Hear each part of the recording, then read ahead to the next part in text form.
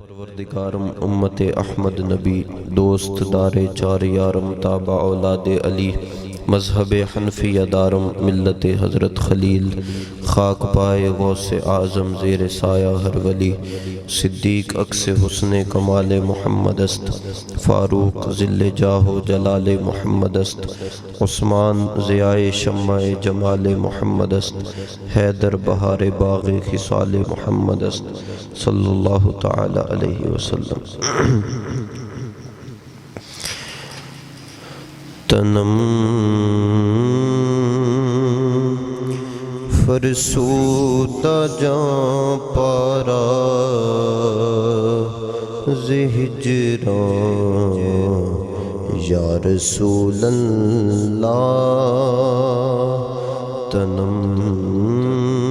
فرسودہ جاں پارا زہجران یا رسول اللہ دلم پج مردہ آوارا زعسیاں یا رسول اللہ چون سوئے من گزر آری منے مسکین زنا داری چون سوئے من گزر آری منے مسکین زنا داری فدائے نقش نالینت کنم جان یا رسول اللہ فدائے نقش نالینت کنم جان یا رسول اللہ ذکر دا خیش حیرانم سیاہ شد روز عصیانم ذکر دا خیش حیرانم سیاہ شد روز عصیانم پشیمانم پشیمانم پشیمان یا رسول اللہ پشیمانم پشیمانم پشیمان یا رسول اللہ زی جام حب تو مستم بزنجیر تو دل بستم زی جام حب تو مستم بزنجیر تو دل بستم نمی گویم کہ من ہستم سخندان یا رسول اللہ نمی گویم کہ من ہستم سخندان یا رسول اللہ تنم فر سودہ جاں پارا ہجران یا رسول اللہ دلم پج مردہ آوارا عصیان یا رسول اللہ۔ حضرت سیدنا ابو ذر رضی اللہ تعالیٰ عنہ فرماتے ہیں ان رسول اللہ صلی اللہ تعالیٰ علیہ وسلم قال، اللہ کے نبی صلی اللہ تعالیٰ علیہ وسلم نے فرمایا فورج سقف بیتی وانا بمکہ تھا، کہ میرے گھر کا چھت کھولا گیا جب میں مکہ میں موجود تھا۔ فنزل جبریل علیہ السلام، اور جبریل امین نازل ہوئے۔ ففرج صدری، اور میرے سینے کو حضرت جبریل امین نے کھولا۔ ثم غسلہ من ماء زمزم، پھر آب زمزم سے حضور نے فرمایا کہ میرے سینوں کو دھویا گیا۔ ثم جاء بطست من ذہب ممتلئ حکمتا و ایمانا، اور ایک تھال لایا گیا جس میں حکمت اور ایمان موجود تھے۔ فافرغها فی صدری، اس حکمت اور ایمان کو میرے سینے میں بھر دیا گیا۔ ثم اطبقہ، پھر میرے سینے کو سی دیا گیا۔ ثم اخذ بیدی فعرج بی الی السماء، اور سرکار فرماتے ہیں کہ پھر جبریل امین نے میرا ہاتھ پکڑا اور مجھے لے کر آسمانوں کی جانب چل پڑے۔ حضرت انس بن مالک فرماتے ہیں کہ رسول اللہ صلی اللہ تعالیٰ علیہ وسلم نے فرمایا کہ جب باہر نکلا حضرت جبریل امین نے ہاتھ پکڑا ہوا تھا۔ قال اتیت بالبراق، تو میرے سامنے ایک سواری لائی گئی براق نامی، وہو دابۃ ابید طویل فوق الحمار ودون البغل، حضور نے فرمایا کہ وہ سواری ایسی تھی کہ جس کا رنگ سفید تھا اور خچر سے چھوٹی گدھے سے بڑی تھی۔ یدع حافرہ عند منتہا طرفہ، اور وہ وہاں اپنا قدم رکھتی تھی جہاں پر اس کی نظر جاتی تھی۔ قال فرکبتہ حتی اتیت بیت المقدس، حضور نے فرمایا یہاں تک کہ میں اس پر سوار ہوا اور بیت المقدس پہنچ گیا۔ قال فربطتہ بالحلقۃ التي يربط بہ الانبیاء، تو وہاں پر جب میں مسجد میں ثم دخلت المسجد فصلیت فیہ رکعتین، حضور نے فرمایا کہ میں پھر اس مسجد میں داخل ہوا اور وہاں پر میں نے 2 رکعت نماز ادا کی۔ حضور علیہ السلام کو اللہ رب العزت نے اپنے پاس بلایا معراج کے لیے، اور حضور سیدنا داتا علی اجویری رحمۃ اللہ علیہ آپ فرماتے ہیں کہ جس مقام پر اللہ رب العزت نے اپنے پیارے محبوب کو بلایا تھا، اگر رسول اللہ کو اپنی امت کا خیال نہ ہوتا تو سرکار وہاں سے واپس تشریف ہی نہ لاتے۔ تو اللہ رب العزت نے اپنے نبی کو یہ واحد اعزاز عطا فرمایا۔ حضور علیہ السلام نے اپنے صحابہ کو پاس بٹھایا اور باقی انبیاء کے فضائل بیان فرمائے، اور باقی انبیاء کا ذکر کر کے پھر اپنا اللہ رب العزت کے پیارے محبوب کا اپنا ذکر فرمایا۔ حضرت ابن عباس فرماتے ہیں کہ حضور علیہ السلام نے فرمایا قال اتعجبون ان یکون الخلۃ لابراہیم، حضور نے فرمایا کیا تم یہ تعجب محسوس کرتے ہو کہ خلیل ہونا اللہ کے نبی ابراہیم علیہ السلام کی صفت ہے، والکلام لموسیٰ، اور اللہ سے گفتگو کرنا کلام کرنا یہ موسیٰ علیہ السلام کی صفت ہے۔ فرمایا تو پھر سن لو والرؤیت لمحمد، اس رب کا دیدار کرنا اسے آنکھوں سے دیکھنا یہ محمد کی صفت ہے۔ حضور علیہ السلام کو رب نے یہ اعزاز تمام انبیاء سے بڑھ کر عطا فرمایا کہ جس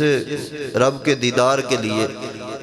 حضرت موسیٰ علیہ السلام نے عرض کیا نا یا اللہ دیدار کرا، تو ایک تجلی کی ایک ہلکی سی جھلک دیکھ کر حضرت موسیٰ علیہ السلام بے ہوش ہو گئے اور آپ غش کھا کر گر پڑے۔ اس رب کو اپنی آنکھوں سے حضور علیہ السلام نے دیکھا۔ حضرت امام احمد بن حنبل سے کسی نے سوال کیا کہ کیا واقعی رسول اللہ نے اپنے سر کی آنکھوں سے بیداری کی حالت میں رب کو دیکھا؟ وہ بعض لوگ کہتے ہیں کہ سوئے ہوئے سرکار نے خواب میں دیدار کر لیا۔ امام احمد بن حنبل سے جب یہ سوال ہوا کہ واقعی سرکار نے کیا رب کو دیکھا تھا، تو حضرت امام احمد بن حنبل ایک سانس میں آپ جذبات میں آگئے اور فرتے جذبات میں آپ شروع ہو گئے اور ایک ہی لفظ بار بار بولے جا رہے تھے، رآہو رآہو رآہو رآہو، نقاش فرماتے ہیں حتیٰ انقطع دمہ، یہاں تک کہ آپ کا سانس ٹوٹ گیا تب تک آپ بولتے رہے ہاں دیکھا تھا دیکھا تھا دیکھا تھا۔ فرمایا سر کی آنکھوں سے رب کو رسول اللہ نے دیدار فرمایا، حضور نے رب کو دیکھا، ان سر کی آنکھوں سے دیکھا۔ اور رب نے اپنے پیارے محبوب کو جب بلایا تھا نا آسمانوں کی طرف، تو چھٹے آسمان پر جب رسول اللہ پہنچے تو حضور نے فرمایا میں نے موسیٰ علیہ السلام سے ملاقات کی، اور جب میں پہنچا تو جب داخل ہوا تو سامنے موسیٰ علیہ السلام تشریف فرما تھے۔ پھر جبریل نے کہا یا رسول اللہ ھذا موسیٰ، یہ اللہ کے نبی موسیٰ علیہ السلام ہے۔ پہلے حضور کو پتا تھا، لیکن پھر تعارف ہی ایک بات ہوتی ہے نا، تعارف دوبارہ کروانے کے لیے اللہ کے نبی کو عرض کیا اے اللہ کے نبی یہ موسیٰ علیہ السلام ہے۔ حضور نے حالانکہ پہلے فرمایا کہ میں جب داخل ہوا نا تو اندر موسیٰ علیہ السلام، یہ نہیں کہ حضور کو پتہ نہیں تھا تو جبریل بتا رہے تھے، نہیں، اللہ کے نبی نے پہلے فرمایا جب میں داخل ہوا تو سامنے موسیٰ علیہ السلام تھے۔ تو پھر جبریل نے کہا اے اللہ کے نبی یہ موسیٰ علیہ السلام انہیں سلام کریں۔ فرماتے میں نے سلام کیا، سلام کرنے کے بعد جب میں آگے چلنے لگا نا تو حضرت موسیٰ علیہ السلام رونے لگے۔ میں نے رک کے پوچھا اے اللہ کے نبی آپ کو کیا ہوا، رو کیوں رہے ہیں؟ حضرت موسیٰ علیہ السلام نے فرمایا کہ میں اس بات پر رویا ہوں کہ میرے بعد ایک نوجوان آیا جسے اللہ نے نبی بنایا، اور اس نوجوان کی امت میری امت سے بڑھ کر جنت میں جائے گی۔ فرماتے ہیں یہ جب انہوں نے فرمایا تو میں آگے بڑھا، جب قدم آگے بڑھائے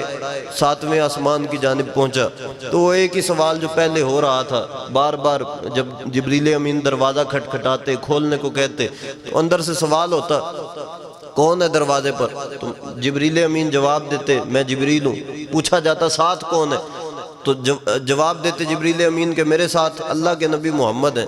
تو وہ پھر پوچھا جاتا کہ کیا انہیں بلایا گیا، تو جبریل امین کہتے ہاں بلایا گیا۔ پھر وہ کہتے مرحبا فنعم المجیء جاء، اب خوش آمدید ہو۔ پوچھتے بھی تھے، سوال بھی کرتے تھے کیا بلایا گیا، یہ کون ہے ساتھ، حالانکہ پہلے سے استقبال کے لیے معمور تھے فرشتے، لیکن پھر سوال کرتے کیا انہیں بلایا گیا۔ جب کہا جاتا ہاں بلایا گیا تو ہر آسمان پر یہ کہا جاتا مرحبا خوش آمدید ہو، فنعم المجیء جاء۔ اس کا جو محبت والی زبان میں اور لفظوں کا ترجمہ بنتا ہے نا، وہ فرشتے کہتے تھے کتنا خوبصورت آنے والا آیا، کتنا حسین، یعنی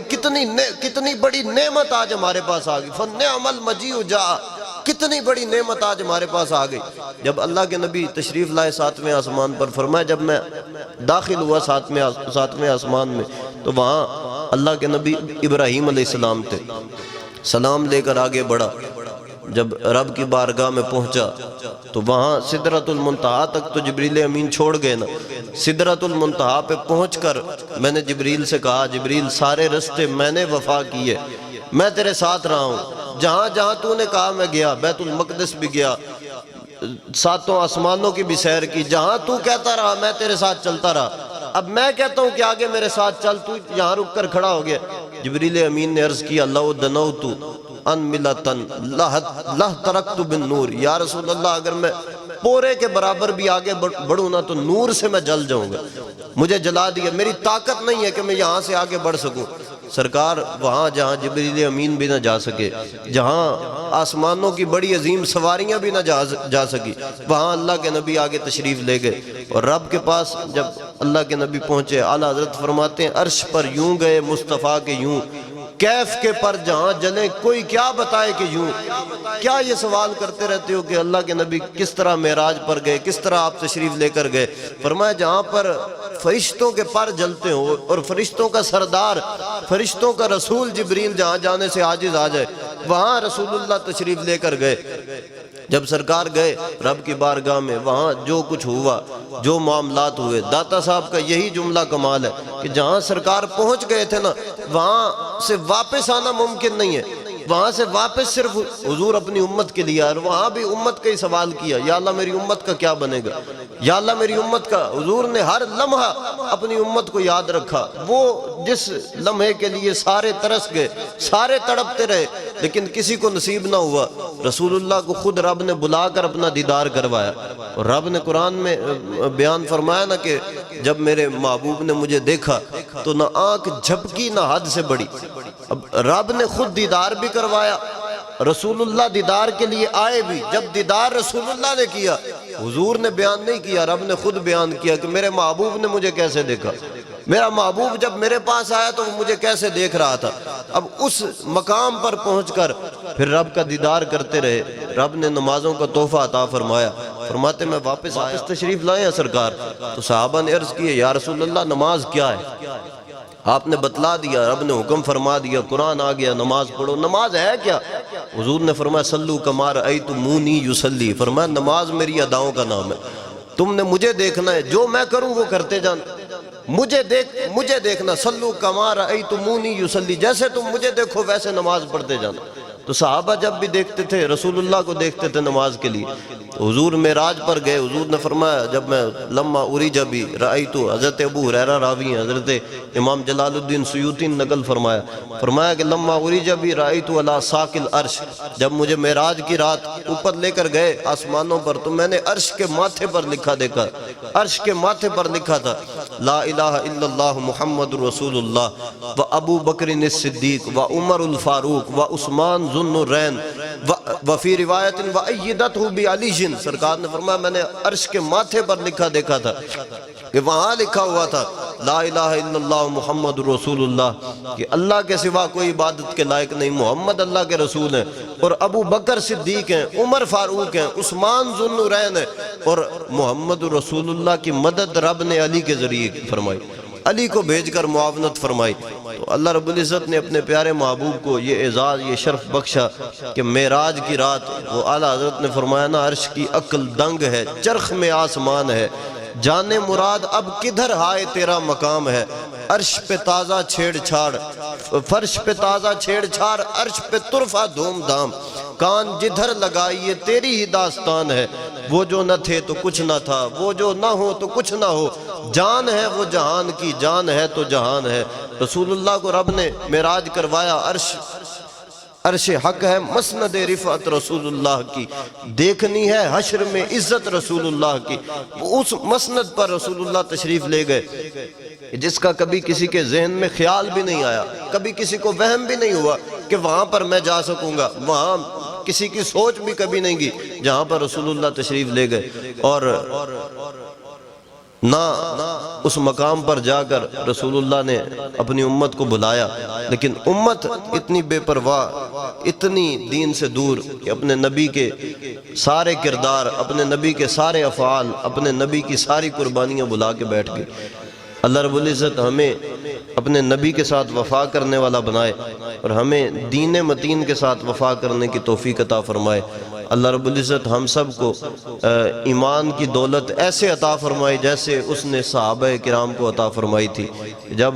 سرکار کو لوگ تانے دینے لگے، باتیں کرنے لگے کہ دیکھو جی کیسی باتیں کرتے ہیں، معراج کی رات اتنے تھوڑے سے وقت میں سیر کر بھی آئے، تو حضرت صدیق اکبر سے پوچھا گیا ہاں جی آپ کیا فرماتے ہیں؟ فرمایا کہ کیا رسول اللہ نے فرمایا؟ کہا جی ہاں جی آپ کے نبی نے فرمایا، رسول اللہ نے فرمایا۔ صدیق اکبر نے فرمایا تم چھوٹی بات کر رہے ہو، اگر حضور اس سے بھی بڑا کچھ کہہ دینا تو صدیق تصدیق کرنے کو تیار ہے۔ تو اس لیے اللہ رب العزت ہمیں وہ ایمان عطا فرمائے جو اللہ رب العزت نے اپنے ساتھ